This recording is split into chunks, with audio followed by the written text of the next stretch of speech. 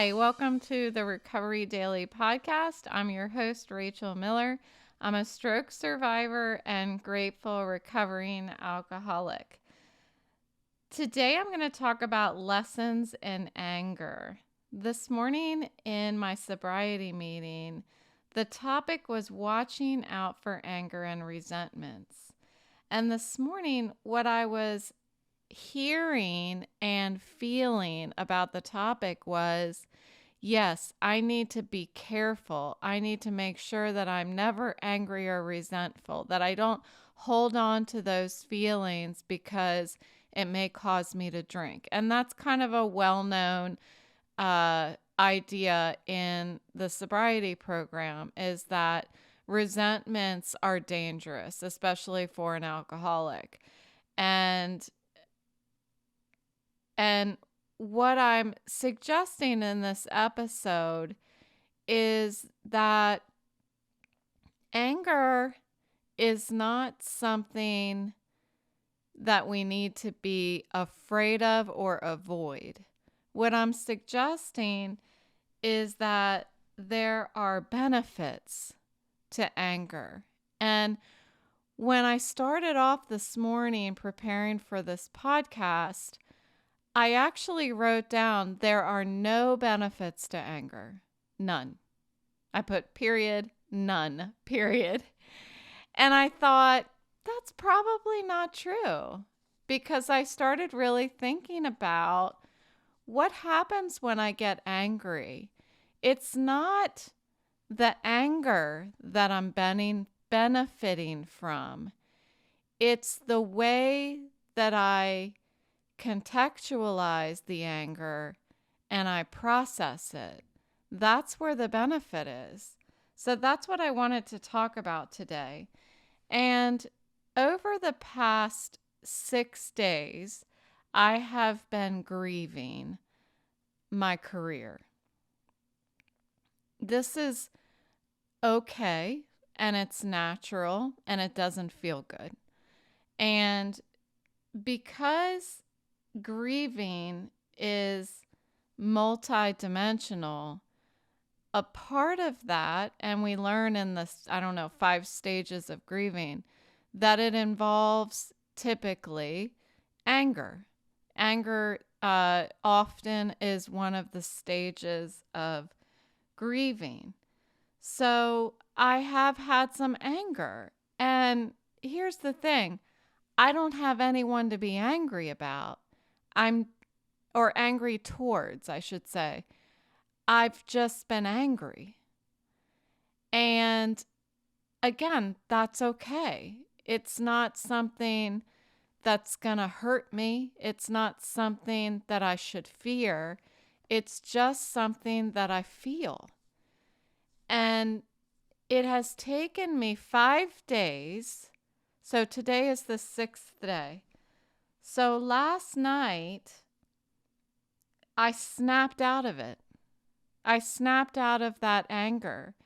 I guess the phase of anger was over or something, but I was very aware of it, that the anger was gone, and it was gone in an instant. It was like all of a sudden I had a new perspective of my situation and I wasn't angry anymore. Just like that. And why did that happen? I think it's because I was lacking an understanding of a lot of things that have to do with my situation. But what I didn't do in the past 5 days is I didn't react to those feelings of anger.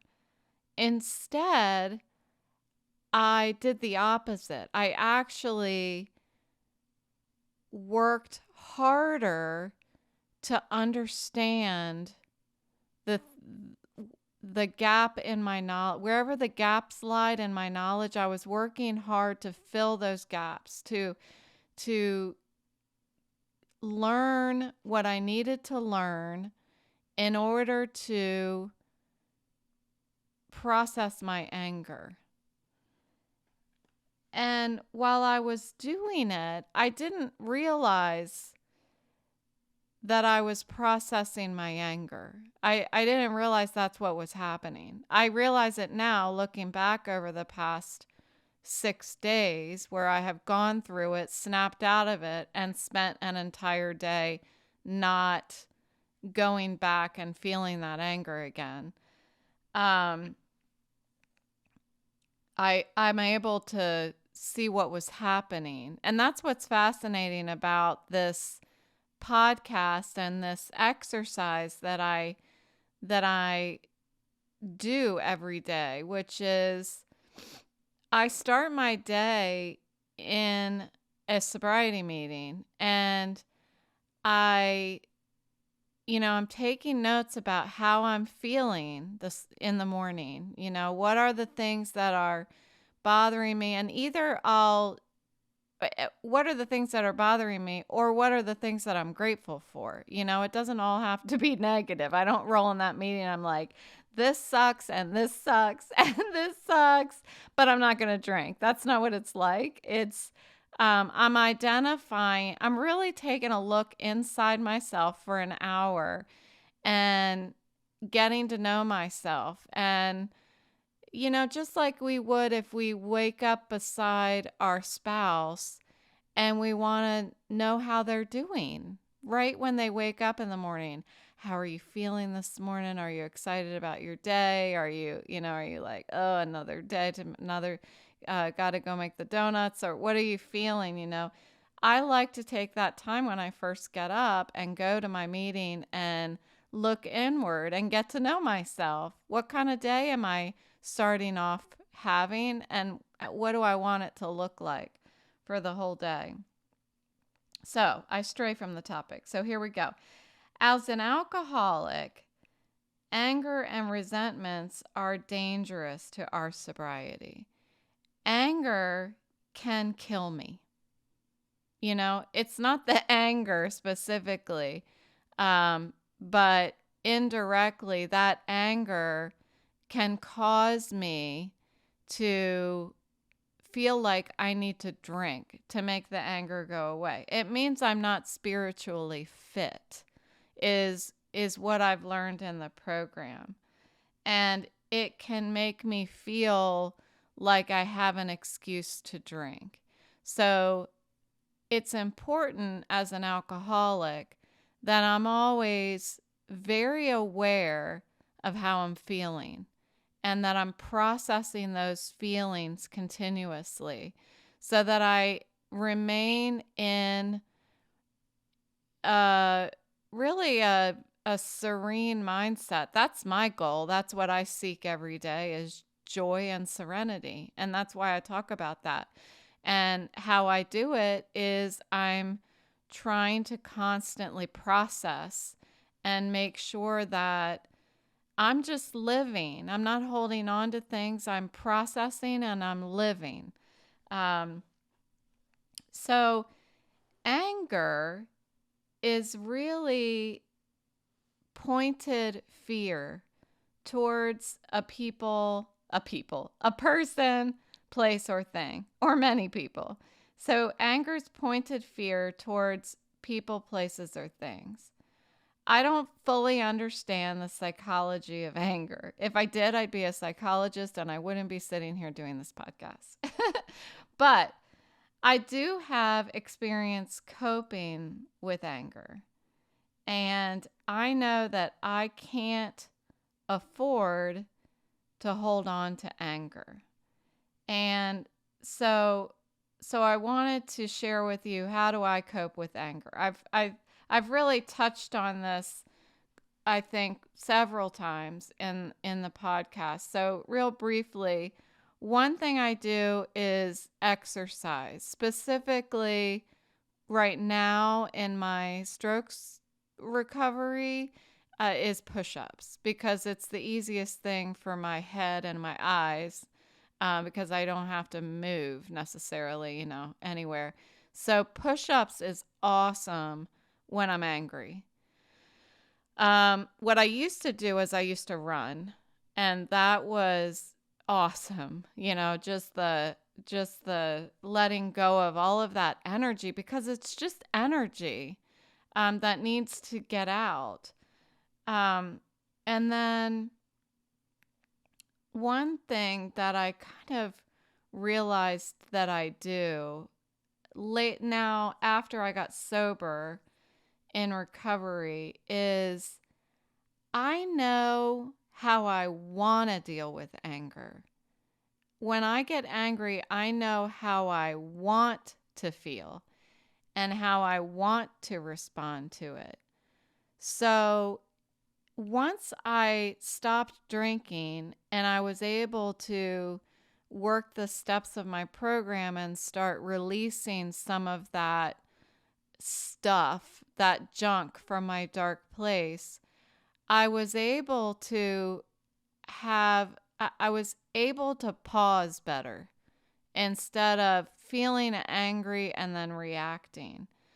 So now that I've started to be able to better manage my emotions, better process, better understand that when I feel something, I don't have to react to it.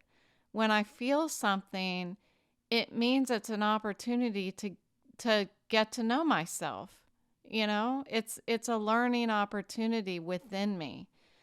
And so being able to now pause, realize that I'm angry, realize the way that I want to behave, I can act as if and just do that.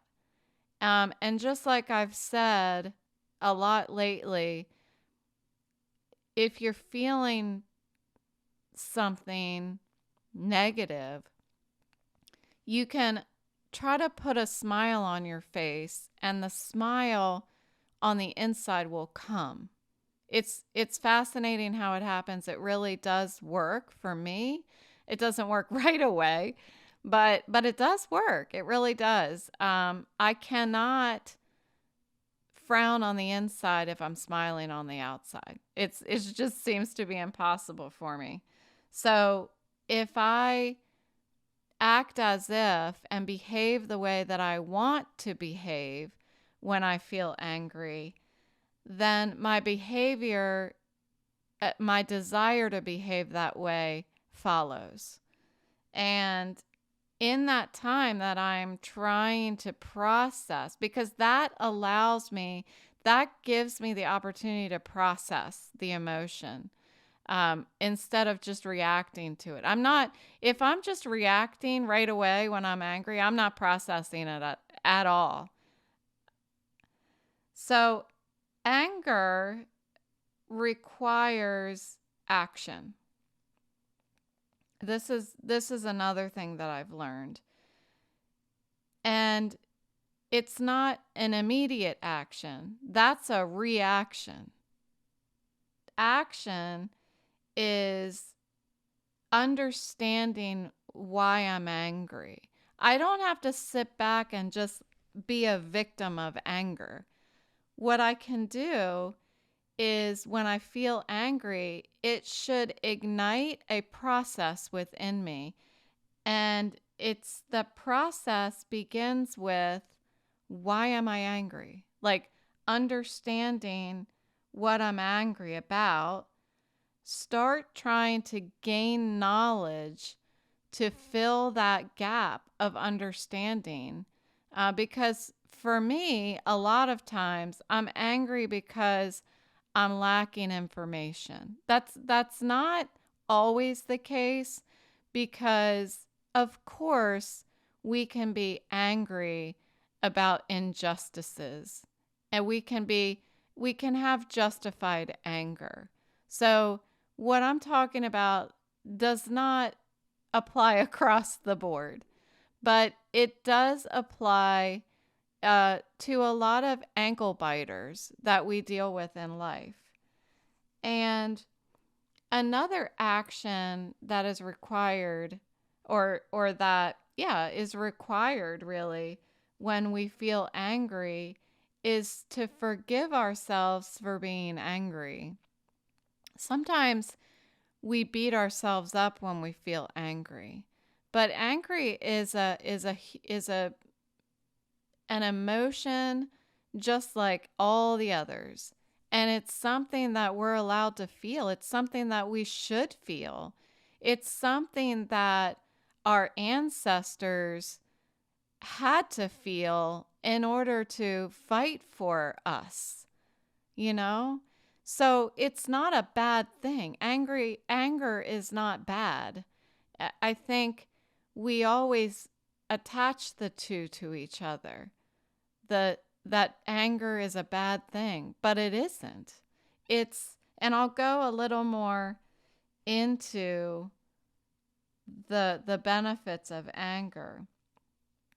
But before that I do that, anger blocks my growth, I feel like, and it keeps me from working toward my future.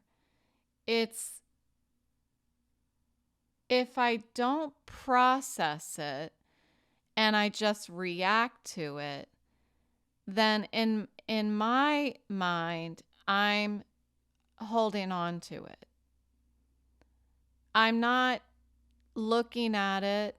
I'm not trying to understand and gain knowledge about myself and learn from it. I'm just taking it. It's negative. I'm going to hold on to it and I'm going to lash out about it. And reacting to anger can look like a whole lot of different things. And when I do that, I can't grow. It's kind of like I talked about the other day about if we're so focused on the past, it's impossible to focus on the future. You can't do both. You can't multitask. And just like that, if I don't process the anger, I'm not going to grow. Anger is yet another emotion that I have to learn, that I've had to learn how to process in sobriety. And I feel like I have been more angry in the past 3 months as I've entered into stroke recovery than I've been in all of sobriety, in over 7 years of sobriety. And I'm angry because of lots of reasons. I feel like it's not fair. This is not how I had planned my life. I had my shit together and I had a plan and this wasn't part of it. And so I seem to keep finding, it's like I'm searching for reasons to be angry. If somebody, if insurance doesn't respond the way that I want them to right away, or my doctor, or whatever, I'm like, I'm angry. I'm pissed at this, I'm pissed at that. And that's absolutely not healthy for me to be feeling stressed during this time, because stress really does make things physically worse for me if I'm stressed out. So, as I said, anger, well, I talked about actually that grief is multidimensional and includes anger. But anger is multidimensional because there's usually another emotion that is running in parallel with anger. And anger can be underlined with fear. It can be underlined with sadness, jealousy. So what are the benefits of that?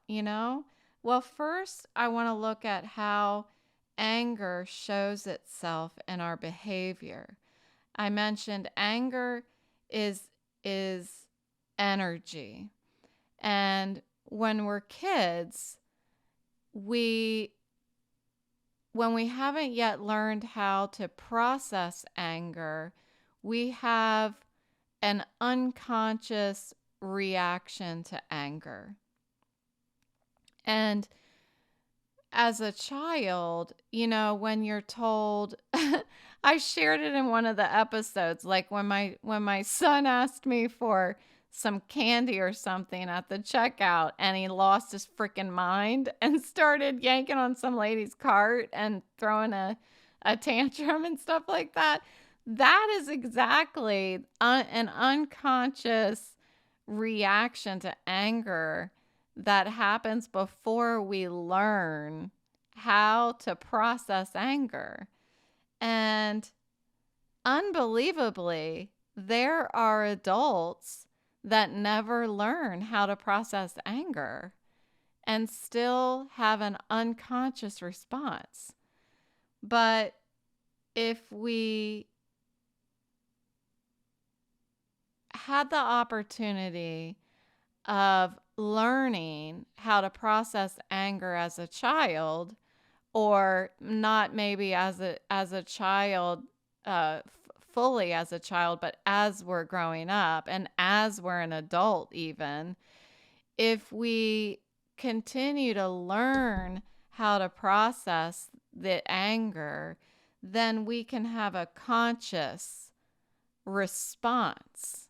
So we can either have an unconscious reaction or a conscious response. And anger is important to our growth and self-knowledge, or understanding what makes us tick. I can look at what makes me angry, like poor communication makes me angry. Being disrespected as a fellow human being makes me angry. If somebody thinks they're better than me for any reason, they have more money than me, they're smarter than me, they're in hierarchical terms in a career, they are higher than me.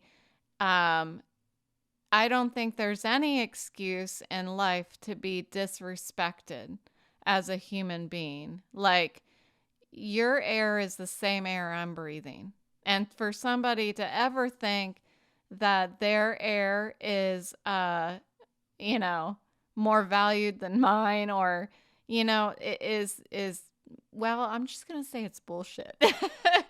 And so clearly it makes me angry. So, but what is the next layer of emotion that's under that anger?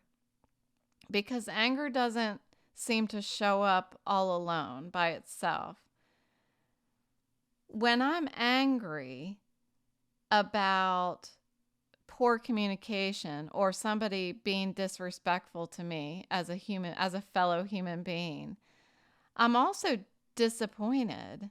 I'm disappointed in that person that they can't or they won't communicate well. And I also feel frustrated. I feel frustrated that I'm left to make decisions, where I am in life without, let's talk about poor communication.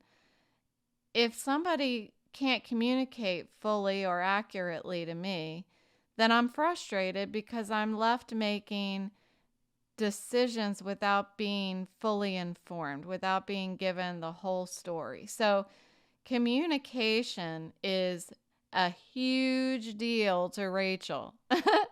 Huge deal to Rachel. And the people that I've worked with over the years know that it's at almost the very top of my priorities in life as a director, as a friend, as a mother, as a daughter, as a sister. Communication is what makes the world go round. So little passionate about that. So having to make decisions in my life based on only half the story is like trying to plan activities that I'm going to enjoy in my next vacation, yet nobody has told me where I'm going, you know? So I would be angry about that, but I would also be embarrassed that I end up packing ski jackets and gloves when we end up going to the beach.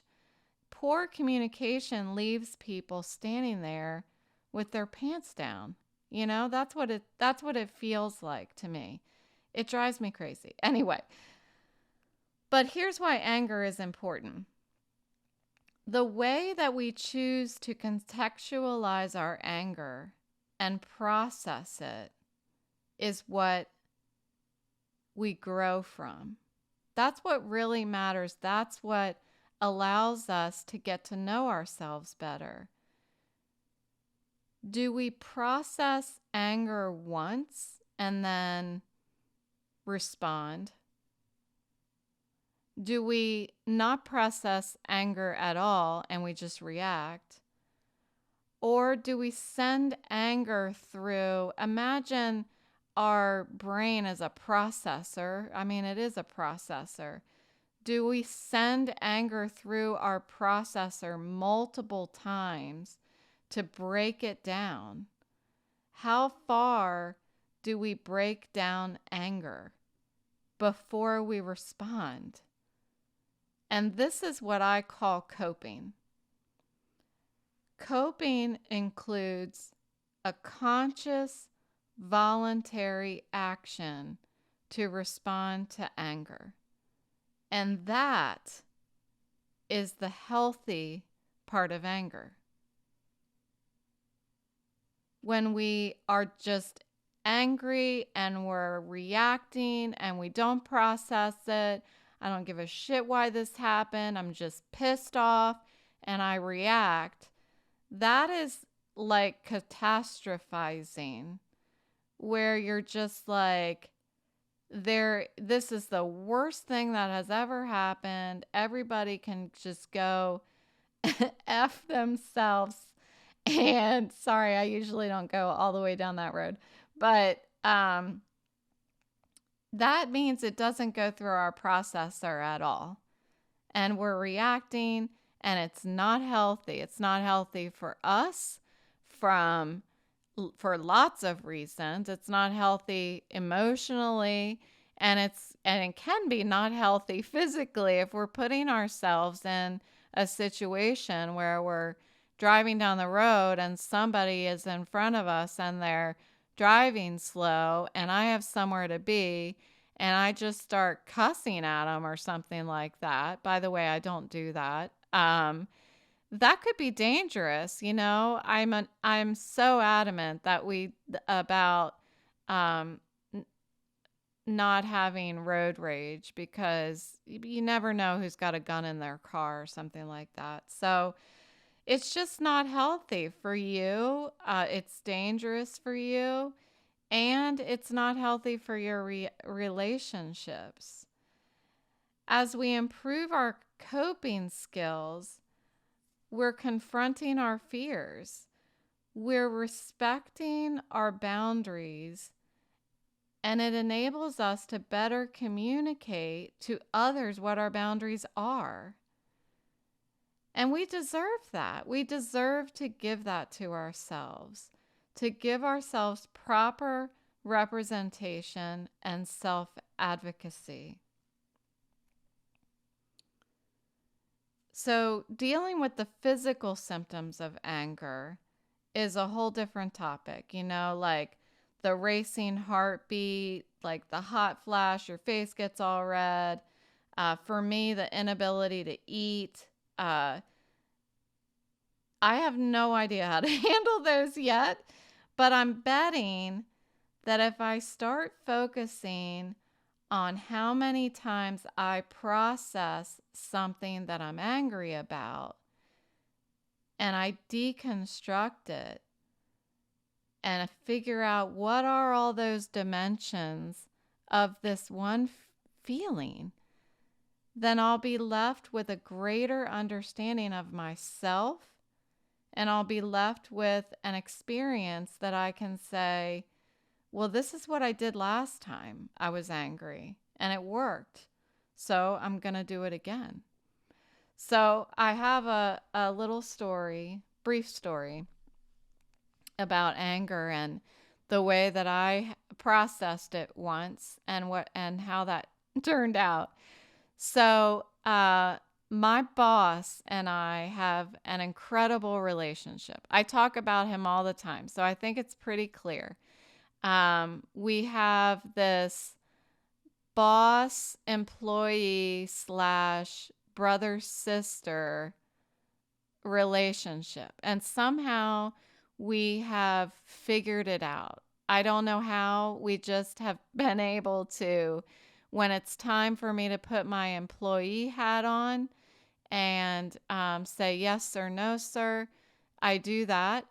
And when I know it's safe, when I know it's safe to joke around or to give him feedback, which I know that's not encouraged to give your manager feedback, but I do sometimes. Feedback that he doesn't want to hear. Then I know that I can do that well. So we have a great relationship. And but I get angry with him. I've gotten angry with him over the years. We've been working together for almost 9 years, I think. I think it's 9 years next month. And so there is, over this time, I think it was over COVID. So I was not with him. I didn't have to see him throughout this week. We weren't in the office. Um, I don't remember what he did, but he made a decision that I didn't agree with, right?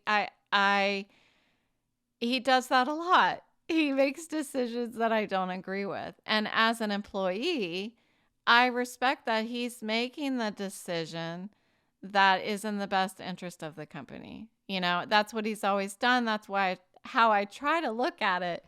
But, sometimes from our viewpoint, the best decision for the company or the situation or whatever it is that you're dealing with at work is different than the best decision that our bosses come up with from their viewpoint. And it's hard. It's really hard to look past that. Look past that point where I think I know everything. And so whatever it was, I was really angry because I just couldn't see why he would have made that decision.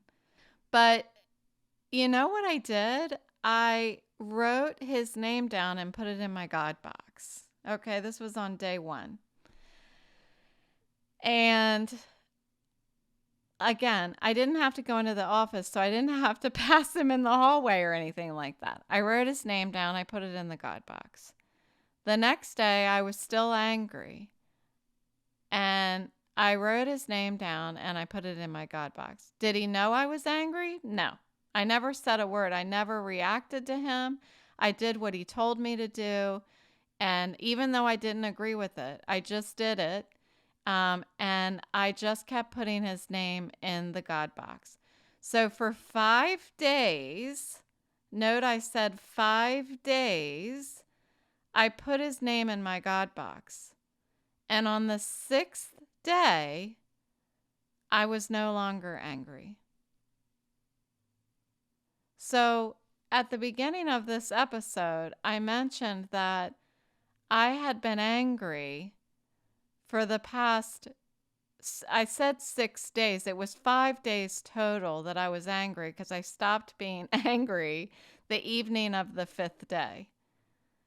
So let this be a lesson to me that if I'm angry about something, wait 5 days before I respond to it. Because how I see it on the 6th day is not even close to how I see it on the first day. So I believe at some point I have told my boss this. I'm quite certain that I told him that I stuck his name in my God box for 5 days and that on the 6th day I wasn't mad at him anymore. But it's really, I think, a beneficial exercise to do. It's hard to do. It's not easy. You know, it's about as easy as having a Twix bar sitting on the counter in the kitchen for 5 days and not picking it up. That's how hard it is to be angry for 5 days and not act on it. It's difficult. But I'll tell you, it is a healthy exercise to do it, to allow yourself the time, the self-respect to process the anger. And you're going to learn a whole lot more about yourself. And I feel like it just feels better on the other side. It absolutely feels better on the other side because I didn't damage any relationships, you know? And it's not like I'm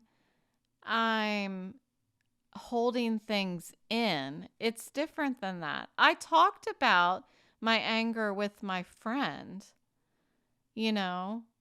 I talked about my anger with my family. But what I didn't do is I didn't react and talk about my anger, and it wouldn't be talking probably, with whomever I was angry at, you know? And again, as I said at the beginning of the episode, I don't even know what I was angry about the past 5 days. Really. I really don't. I could list things that I feel like I was angry at, but I don't think I was angry at anything but the fact that I had a stroke. That's what I think I was angry at. And I see that now, but it took 5 days for me to do that. So anyway, that's what I got. I think that you can really benefit from trying to practice this 5-day thing. So I'm going to keep trying it. The next time I get angry, maybe I won't get angry anymore. Maybe this was like a shifting, a pivotal point in my stroke recovery that I needed to talk about. That's how things work. So thank you so much for listening, and I'll talk to you tomorrow.